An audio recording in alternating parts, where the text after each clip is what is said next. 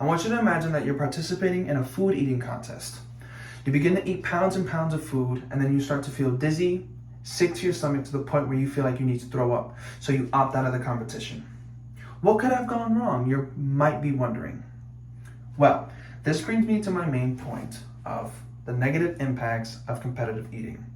Now, competitive eating is a sport, much like basketball, baseball, football, soccer. However, it is not talked about as much, but a quite sizable amount of people still attend the events to see famous competitive eaters face off together for the grand prize. Now, some negative impacts involved from competitive eating are dizziness, gastric ruptures, which are literal holes in your stomach, drops in sodium levels, which can lead to a myriad of problems,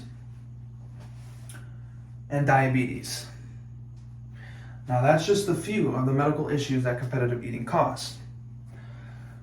Now, competitive eating also has caused deaths in the past, from choking, obstructed airways, and heart attacks.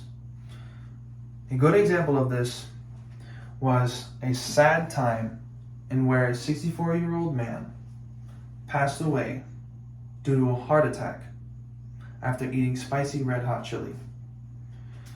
He was volunteering during the halftime show for this contest and was reportedly stated that the chili was really, really hot, and then moments later passed away. This clearly shows the dangers of competitive eating. Now, does that mean it's a total dangerous sport? No, because every sport has its issues. Football can cause injuries to the legs, arms, and other stuff like that. So every sport has their own dangers, but competitive eating leads to medical problems when it comes to the stomach, the brain, diabetes, high cholesterol.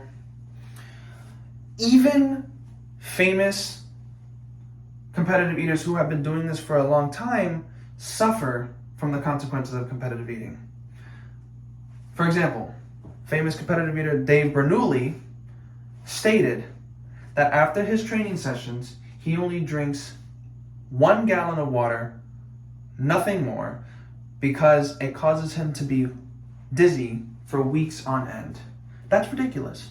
Water is what you are supposed to take. That's healthy.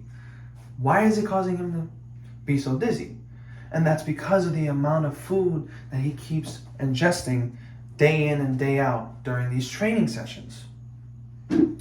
So, how many of you ever went to a buffet or restaurant and overeaten to the point where you feel like if you had another bite, you were going to throw it all up? Because that's definitely happened to me multiple times. This is the same with competitive eating. You eat a lot, eventually, at the end of the day, you might throw it up. And that's not good. So, remember the question I asked earlier of how you ended up in that situation in that story? How did it happen? What could have gone wrong?